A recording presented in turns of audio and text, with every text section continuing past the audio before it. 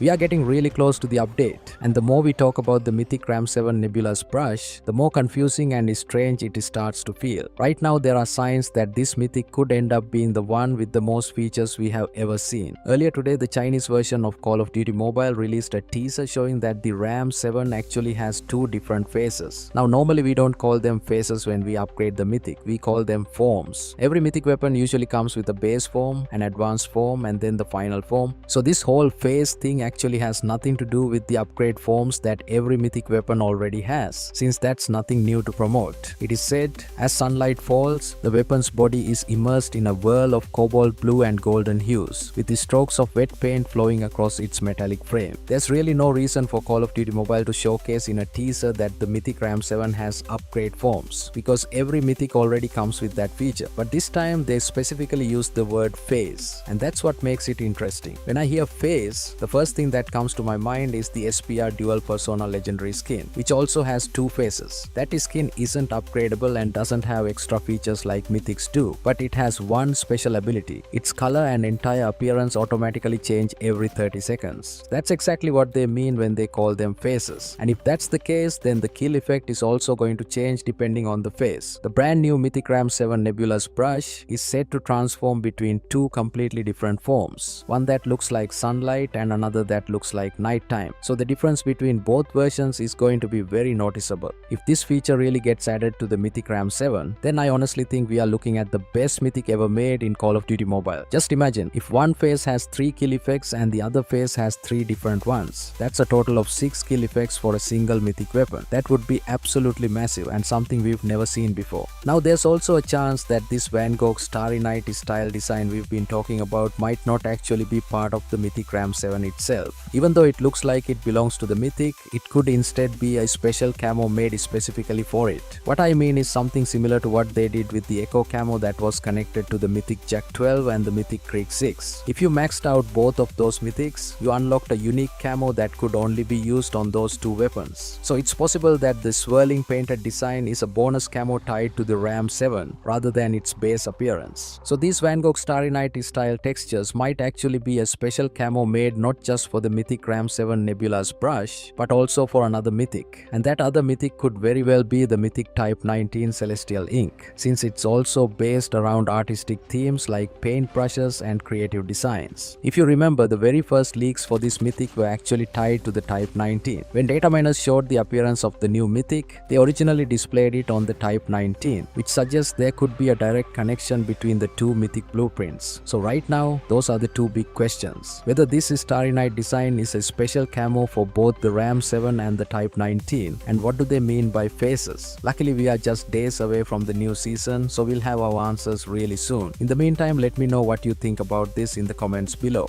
Now the other big question is whether the Ram 7 will become the next meta weapon. This is actually a really good question because recently the Chinese version of Call of Duty Mobile showcased the Ram 7, and at first glance it honestly looked like a completely broken meta weapon, especially when you looked at the damage values. But that turned out to be a mistake. Later on they made a clarification explaining that the Ram 7's damage values had been displayed incorrectly, and that cleared up a lot of the confusion. They said damage displayed in the video has a numerical display error. The soldiers can refer to the detailed data of the Ram 7 equipped later for reference. We will modify the video content as soon as possible. It also looks like the Ram 7 has a noticeable amount of vertical recoil, which means that even though it might feel overpowered, it won't be super easy to control. Of course, the Mythic Ram 7 nebulous brush will still feel strong, especially with its unique iron sights, but I don't believe it will become the next meta. Instead, it will likely be a very solid and versatile weapon. After all, it's an assault rifle, and having a Mythic version automatically makes it even more appealing to use. We can also take a closer look at the upcoming battle pass, since now we have some images showing off both the weapon skins and the character skins. Compared to the last few battle passes, the designs this time feel much cleaner and sharper, which makes them stand out a lot more. Let's start with the character skins. First up is May's Career Criminal. He's wearing a red bandana that covers the lower half of his face, along with a sleeveless tactical vest over a fitted black shirt, showing off his muscular arms. Next is Portnova Maniac Merc, which is a reskin for this battle pass. She's wearing a stylized mask with the exaggerated smile painted in pink and white, giving her a creepy clown-like look. The third skin is Francis Tactical Edge. Francis is geared up in a black tactical helmet with a full gas mask covering his entire face. His design gives off the impression of a highly trained, fully equipped soldier who's ready for high-stakes missions. And finally, we have Antonov Seeker. Right now, there aren't any promo images for him in the battle pass, so we'll take a look at how he originally appeared in Call of Duty Cold War. His design there is very tactical as well, but with a stronger military-focused approach. Next, let's take a look at the guns in this battle pass, and I have to say, they look just as impressive as the soldier skins. First is the Ram 7 Iron Law. This skin mainly uses dark blue and black colors with bright yellow accents. It's designed to resemble a police-issued weapon complete with police markings on the side of the gun. Hopefully the iron sights are clean too, so it's as practical as it is stylish. Next up is the Arctic 50 Burn unit. This sniper rifle has a mix of industrial colors like dark grey, metallic silver and red accents, which give it a theme of fire, explosions or hazardous environments. The design is heavily customized with exposed pipes and wires. After that we have the KRM-262 nitrous neutralizer. This shotgun features a bold combination of red, black and metallic silver with a highly futuristic design. It has angular lines, exposed mechanical parts and even blue and red canisters attached to the side.